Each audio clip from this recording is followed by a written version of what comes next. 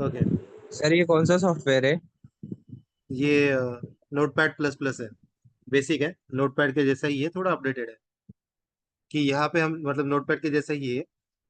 ये free version है, आप डाउनलोड कर सकते हो। तो पब्लिक क्लास एप्लेट डेमो, ये अपना लोकल क्लास बेसिक क्लास हो गया है।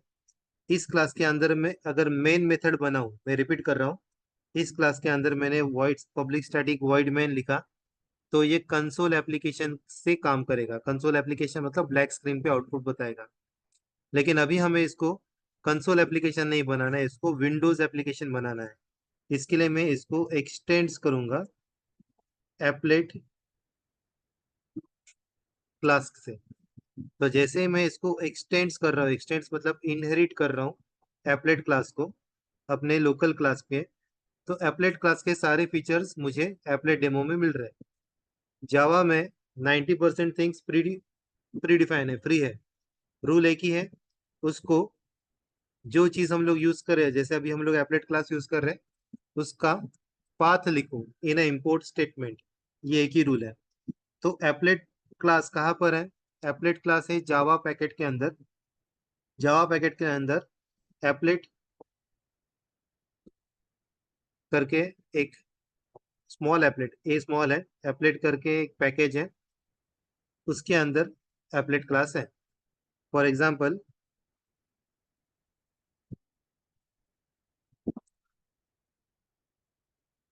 अगर कंसिडर करो कि मेरे पास डी ड्राइव में, this PC D drive, D drive में, ई ड्राइव में देखते हैं। देखो, ई ड्राइव में एक जावा नाम का फोल्डर है। जावा फोल्डर के अंदर एप्लेट का फोल्डर है। एप्लेट के अंदर उसके पैकेजेस है, एक्स्ट्रा पैकेजेस वगैरह कुछ। जैसे जावा के अंदर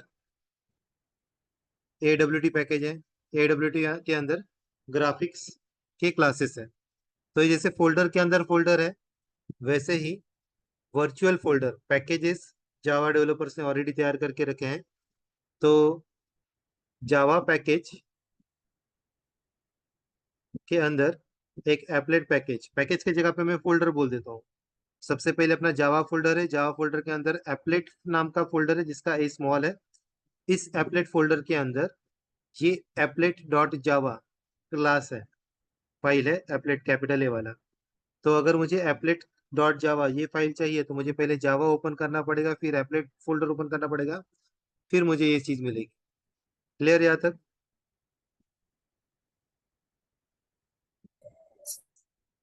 ओके। नहीं कर सकते इसको? क्या? जेडीके में रन? हाँ, करेंगे ना हम लोग, जेडीके में ही रन करेंगे इसको। ठीक है। अच्छा।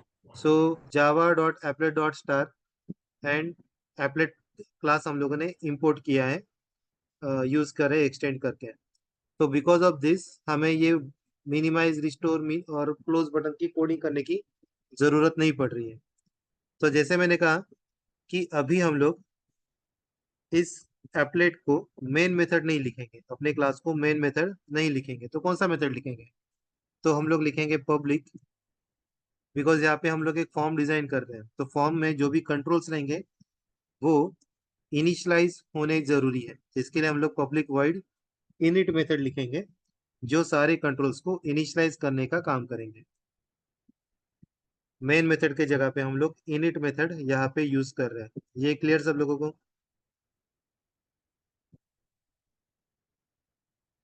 हाँ sir. Okay. Init method use for initialisation purpose.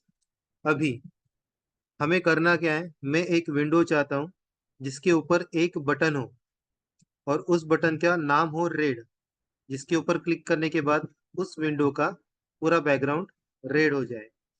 तो इसके लिए मुझे एक बटन क्लास की जरूरत है, बिकॉज मुझे बटन चाहिए। तो बटन का मैंने एक ऑब्जेक्ट बनाया B1। तो button is a pre defined class. अभी मैंने बताया कि जो भी प्री डिफाइंड क्लासेस है उसको इंपोर्ट करना जरूरी है, पाथ लिखना जरूरी है। तो बटन कहाँ पर है? बटन है जावा पैकेज के अंदर AWT। AWT का लॉन्ग फॉर्म है abstract window tool kit. Abstract window tool kit. एक मिनट। सो एब्स्ट्रैक्ट विंडो टूल किट में सारे के सारे कंट्रोल्स बटन्स होंगे। एक 2 मिनट से पॉज शेयर कर रहा हूँ, एक मैसेज देने से।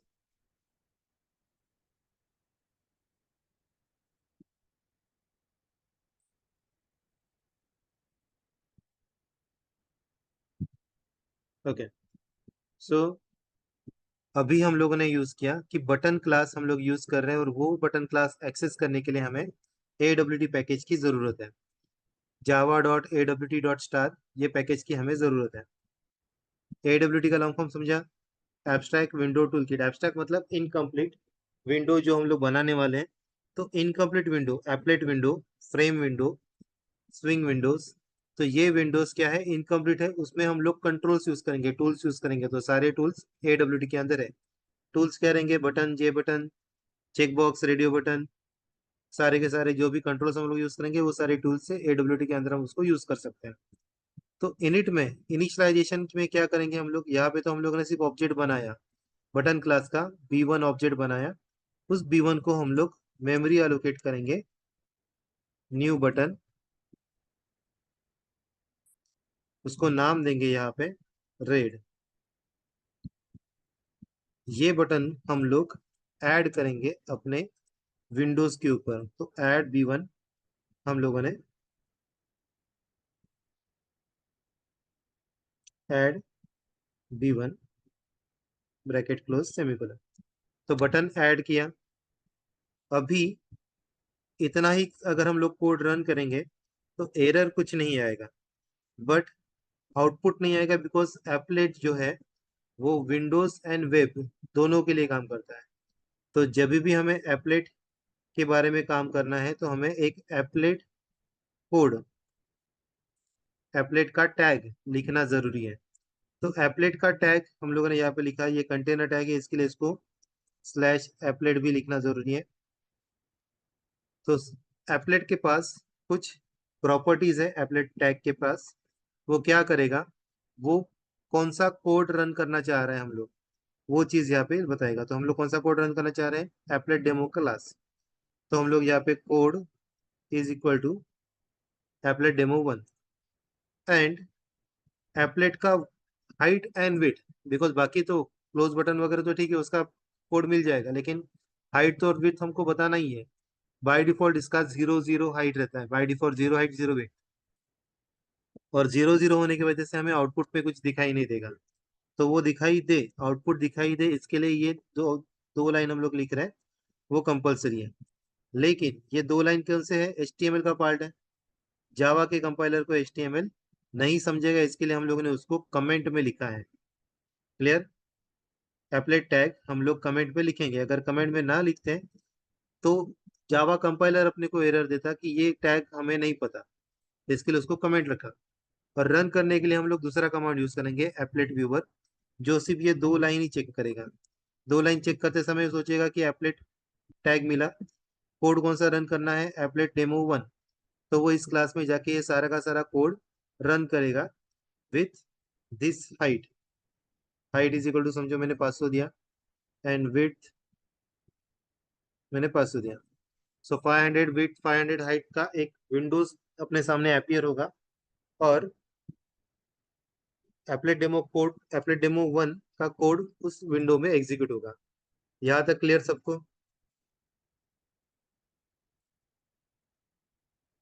कुछ डाउट यहाँ तक? नहीं सर। ओके, पूर्वा कुछ डाउट? नहीं sir. Shruti? No sir. Sania?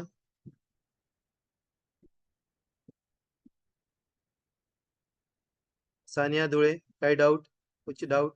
Sir. Dhananjay तुम बोल रहे हो क्या? अच्छा सानिया, ओके। राहुल, कुणाल, कुछ डाउट? नहीं सर। नहीं नहीं। ओके, ठीक है, तो आगे नहीं। बढ़ते हैं।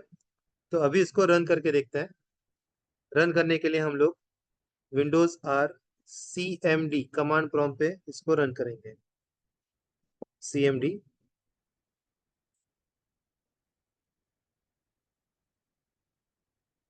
तो ये अपना CMD है। मैंने इसको सेव किया है D:, के अंदर एक जावा नाम का फोल्डर है, उसके अंदर राहुल नाम का एक फोल्डर बनाया है। राहुल के अंदर मैं अगर कंपाइल करूँ एप्लेट डेमो 1.java को, तो अगर इनके कुछ एरर होता तो एरर बता देता, अभी कुछ एरर नहीं है। अगर मैं ये वाला लाइन अगर कमेंट में नहीं लिखता तो वो एरर बताएगा, डेफिनेटली एरर बताएगा कि ये एप्लेट वाला काम क्या है, वो हमें नहीं समझ में आ रहा है, because it is Java compiler और ये HTML का कोड है। तो जावा कंपाइलर HTML का कोड नहीं समझ सकता, इसके लिए उसको हम लोगों ने कमेंट में लिखा। And it is important also. Why it is important? Because when we going to execute the command, execute this, तो एग्जीक्यूट करने के लिए हम लोग जावा, पहले क्या यूज करते थे, जावा ये कमांड यूज करते थे, बट अभी हम लोग कंसोल एप्लीकेशन पे नहीं है। इसके लिए हमें एप्लेट को व्यू करने के लिए एप्लेट व्यूअर ये कमांड यूज करना है। Applet viewer command is use to execute the applet code. तो एप्लेट व्यूअर कमांड हम लोग फाइल नेम विथ एक्सटेंशन के साथ यूज करते हैं, ये मेजर डिफरेंस है। एप्लेट व्यूअर कमांड रन करने के लिए यूज होता है, और पहले कमांड में हम लोग एक्सटेंशन नहीं लिखते थे, .java नहीं लिखते थे। अभी हमें .java कंपलसरी लिखना है। ठीक है, तो incorrect height and width, GHT के जगह पे GTH। हाइट का स्पेलिंग क्या है? HEIGHT। HEIGHT। HEIGHT।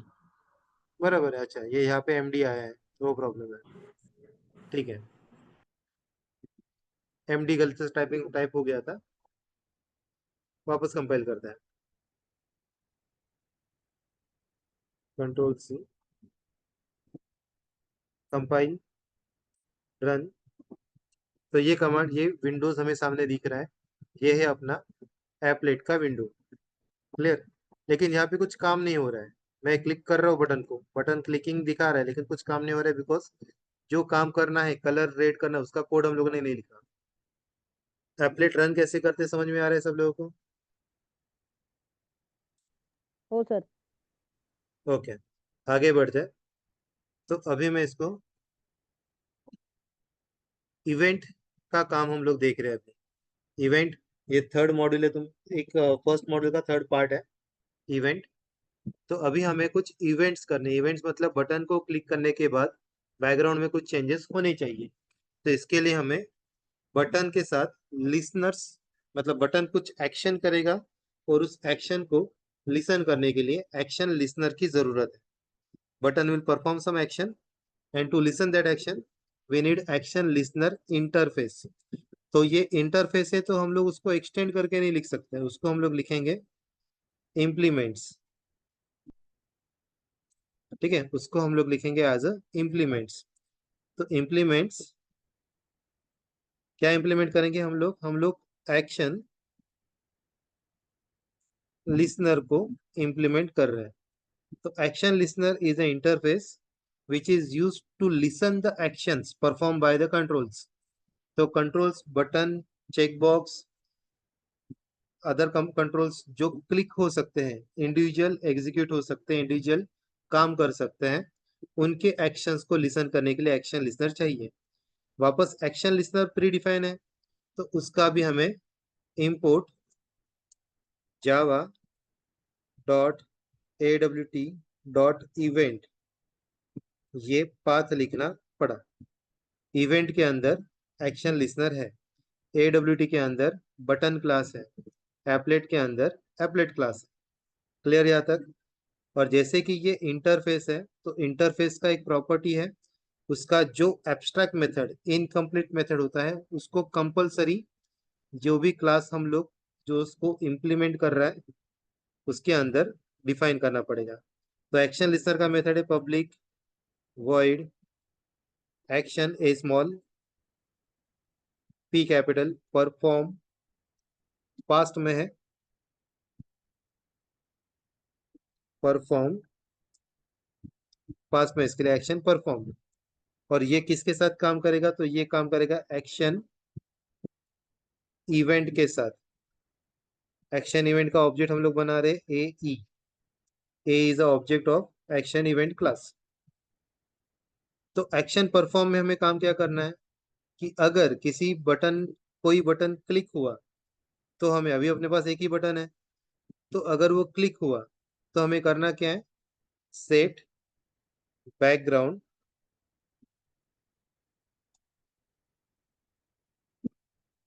Set background क्या करना है, कलर करना है।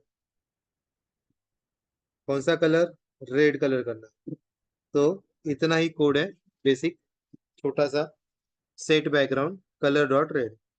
एक लाइन सिर्फ बाकी है कि अभी हम लोगों ने एक्शन लिसनर लिया और बटन लिया, ये दोनों अलग अलग क्लास हैं, उनके ऑब्जेक्ट्स भी अलग अलग हैं। तो ये बटन को मुझे बताना पड़ेगा एक्शन लिसनर के साथ तुमको काम करना है, या फिर एक्शन लिसनर को बताना पड़ेगा कि तुमको बटन के ऊपर ध्यान देना है कि जब भी वो क्लिक होगा एक्शन इवेंट जनरेट करो। तो जब भी एक्शन इवेंट जनरेट होगा ये मेथड कॉल होगा, ये मेथड कॉल होगा तो ये कोड एग्जीक्यूट होगा। तो हम लोग बटन के ऊपर एक लिसनर ऐड कर रहे हैं, ऐड एक्शन लिसनर।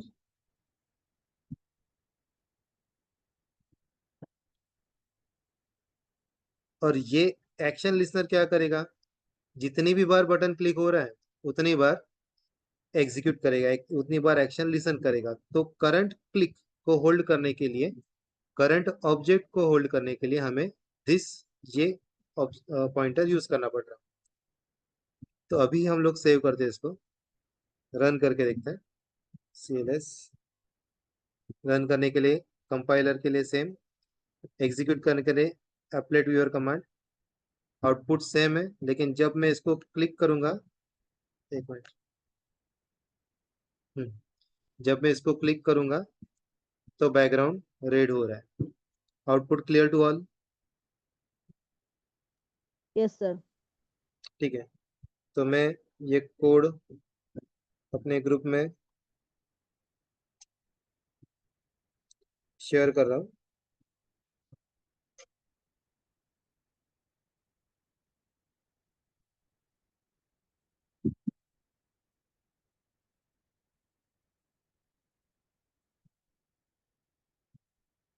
और आउटपुट का विंडो भी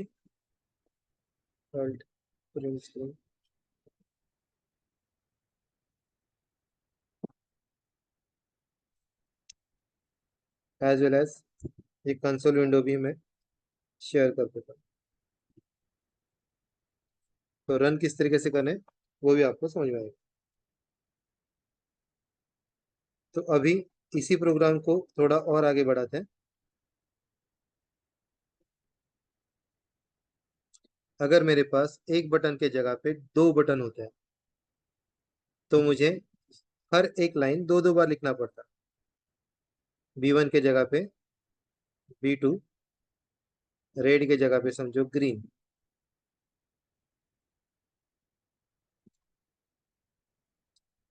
ऐड B1 के साथ ऐड B2 भी ऐड करना पड़ता। मैं कॉपी पेस्ट इसी लिए कर रहा हूँ कि आपको समझे कि ये कोड इजी है। एक अगर लाइन समझ में आया, एक प्रोग्राम समझ में आया तो अगला प्रोग्राम वापस सिमिलर ही है, कॉपी पेस्ट करके कर सकते हो। ठीक है, अभी यहाँ पे थोड़ा सा लॉजिक लिखना है। लॉजिक क्या लिखना है कि हमें रेड भी करना है और ग्रीन भी करना है, लेकिन दोनों एक साथ नहीं करना है। कब करना है कि जब बटन 1 क्लिक हो तो हम लोग रेड करेंगे, तो जब तब आ रहा है तो इफ एल्स आएगा। If action event, button press हो रहा है, कौन बता रहा है? एक्शन इवेंट बता रहा है। तो एक्शन इवेंट का गेट सोर्स, एक्शन इवेंट का सोर्स क्या है? तो अगर एक्शन इवेंट का सोर्स B1 है तो हम लोग ये वाला कोड को रन करेंगे। मतलब इसको मैं चाहूँ तो ब्रैकेट के अंदर दे देता हूँ, प्रॉपरली दिखे इसके लिए। एल्स, अगर बटन 1 प्रेस नहीं हो रहा है तो अपने पास दूसरा बटन एक ही है, ग्रीन वाला बटन, तो एल्स कलर ग्रीन हो जाए। ठीक है, बाकी सारा कोड सेम। इसको वापस सेव कर रहा हूँ, वापस एक बार रन करेंगे, इसको क्लोज कर देते हैं।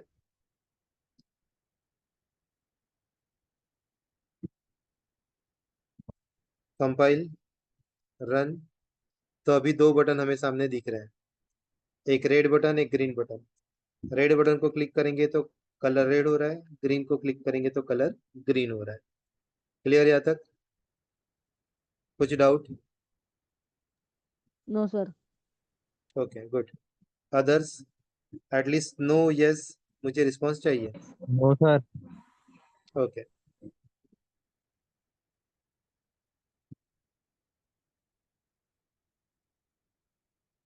ओके। तो अभी थोड़े जनरल स्टेप्स मैं लिख रहा हूँ। जनरल स्टेप्स क्या है कि ये जो अपना कोई भी कोड अगर अपने को लिखना है, एप्लेट में, स्विंग में, कोई भी कोड लिखना है, तो कुछ जनरल स्टेप में कमेंट में लिख रहा हूँ। कमेंट में कि first step is a import statement, या मैं यहाँ पे नंबरिंग भी करता हूँ। फर्स्ट स्टेप इंपोर्ट स्टेटमेंट, ठीक है, स्टेटमेंट। इंपोर्ट स्टेटमेंट लिखने के बाद दूसरा स्टेप होना चाहिए अपना class line x tends. Class line में क्या? Class name. और ये एक्सटेंड क्या करेगा? कंटेनर को एक्सटेंड करेगा। कंटेनर अपना फ्रेम हो सकता है, एप्लेट हो सकता है, जे फ्रेम हो सकता है, ठीक है, या जे एप्लेट हो सकता है। तो कंटेनर जो भी हो वो कंटेनर, और इम्प्लीमेंट्स लिसनर्स करेंगे। लिसनर में सारे के सारे लिसनर हम लोग एक साथ इम्प्लीमेंट कर सकते हैं, इसलिए मैंने लिसनर्स लिखा है। तीसरा स्टेप हम लोग करेंगे, तीसरा स्टेप है अपना रिक्वायर्ड कंट्रोल्स। रिक्वायर्ड कंट्रोल मतलब button, check box, text box, जो भी चाहिए वो सारे के सारे के ऑब्जेक्ट सिर्फ हम लोग यहाँ पे बनाएंगे। देन रिक्वायर्ड कंट्रोल्स के बाद हम लोग लिखेंगे, फोर्थ स्टेप है अपना इनिट मेथड।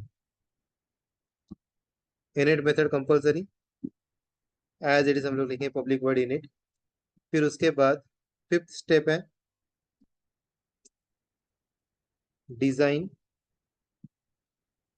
Design controls. जो भी कंट्रोल्स हम लोग बना रहे हैं उनको डिजाइन करेंगे। डिजाइन के लिए तो सेम ऑब्जेक्ट को कंस्ट्रक्टर बनाओ और कंस्ट्रक्टर को नाम दो, सेम डिजाइनिंग है हर बार। सिक्स्थ स्टेप है अपना add control to container. Container मतलब जिसपे भी जो भी कंटेनर एप्लेट फ्रेम वगैरह है उसको ऐड करेंगे। देन नेक्स्ट सेवंथ स्टेप है add listener to event performer. सब कंट्रोल्स को एक्शन लिसनर ऐड करना है या लिसनर ऐड करना है ऐसा नहीं है, जो क्लिक करेगा उसके ऊपर ही एक्शन, मतलब उसके ऊपर ही लिसनर ऐड करना है। अगर मेरे पास लेबल है, लेबल क्लिक नहीं करता है, टेक्स्ट बॉक्स क्लिक नहीं होता है, बटन क्लिक होता है, radio button, check box click होता है, तो उन लोगों को हम लोग लिसनर्स ऐड करेंगे। बाकी जो डेटा एंट्री कंट्रोल है या जो डिस्प्ले के लिए कंट्रोल्स है उनको ऊपर हम लोग लिसनर्स ऐड नहीं करेंगे। तो जो इवेंट परफॉर्म करने वाला है, जो एक्शन करने वाला है, उसको ही हम लोग लिसनर्स अटैच करेंगे। देन एट स्टेप लिसनर का मेथड, लिसनर्स मेथड। अगर हम लोग दूसरा लिसनर यूज करते तो यहाँ पे दूसरा मेथड आता। देन यहाँ पे एक्चुअल लॉजिक है, नाइन्थ वाला स्टेप लॉजिक। लॉजिक मतलब क्या ऑपरेशन करना है वो ऑपरेशन। लास्ट वाला स्टेप है अपना टेंथ स्टेप एप्लेट कोड, ठीक है, एप्लेट कोड या फिर एप्लेट टैग का कोड। क्लियर? ये 10 स्टेप्स अगर ठीक से याद रखो, सीक्वेंस याद रखो, स्टेप्स तो इजी है, स्टेप पढ़ने से ही नाम पढ़ने से पता चलता है कि क्या करना है, लेकिन सीक्वेंस याद रखो, सीक्वेंस अच्छे से रखें तो हो जाएगा। कोई कुछ बोल रहा है? किसी को कुछ डाउट? No sir. ओके, तो ये स्टेप के साथ मैं ये प्रोग्राम वापस एक बार भेज रहा हूँ। एक बार विदाउट कमेंट है, ये विथ कमेंट है। ठीक है, कमेंट के साथ क्यों लिख रहा हूँ, सिर्फ कमेंट भी दे सकता था, लेकिन अगर प्रोग्राम के साथ कमेंट है तो तुमको समझिएगा भी कि ये कमेंट में क्या करना है, हमने किस तरीके से कोड करना है। यहाँ तक सब क्लियर? कुछ डाउट नहीं है? Yes sir. ओके, तो अभी आगे हम लोग एक important question, life cycle of applet, ये देखते हैं। कोडिंग के लिए अगला सेशन में हम लोग वापस कोडिंग में जाएंगे, हैंड्स ऑन में जाएंगे। चेक बॉक्स, टेक्स्ट बॉक्स, ये सारी चीजें हम लोग यूज करेंगे। बट अभी 4 मिनट बाकी है, तो 4 मिनट में थ्योरी क्वेश्चंस परफॉर्म कर लेते हैं। तो लाइफ साइकिल के बारे में मैंने लास्ट टाइम भी कहा था, लाइफ साइकिल किसी का भी हो, कोई भी चीज का लाइफ साइकिल हो, हम लोगों को थ्रेड लाइफ साइकिल, किसी भी applet life cycle, last time हम लोगों ने जेएसपी लाइफ साइकिल देखा था। तो कोई भी लाइफ साइकिल हो उसमें कॉमन स्टेप्स ही होते हैं।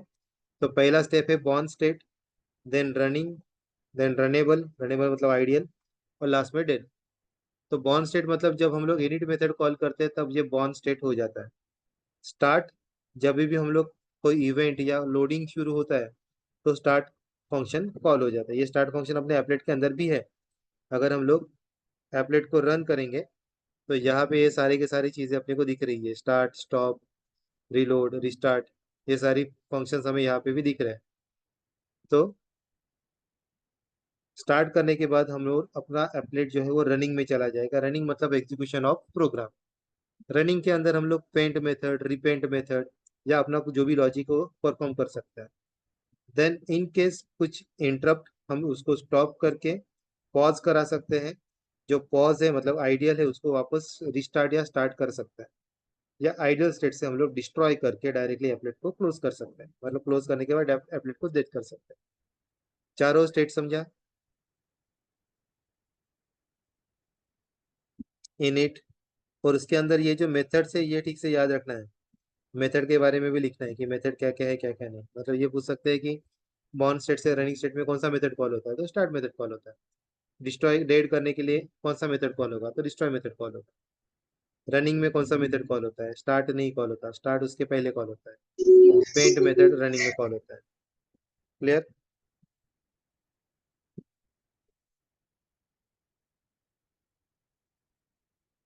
अभी आगे तो बेसिकली प्रोग्राम बेस्ड ही है ये पूरा यूनिट, तो डायरेक्ट उसको हैंड्स ऑन ही देख लेते हैं। थेरी देखने से अच्छा, थेरी में एक ही क्वेश्चन था वो लाइफ साइकिल, बाकी प्रोग्राम ही देख लेंगे। तो इसमें हमें फ्रेम देखना है, एप्लेट देखना है, और कंट्रोल्स देखने हैं, text box, radio button, check box. Then last में हमें देखेंगे लेआउट्स, लास्ट वाला पार्ट।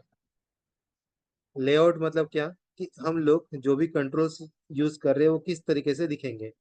तो border layout, grid layout, grid bag layout, ये सारे लेआउट्स हैं।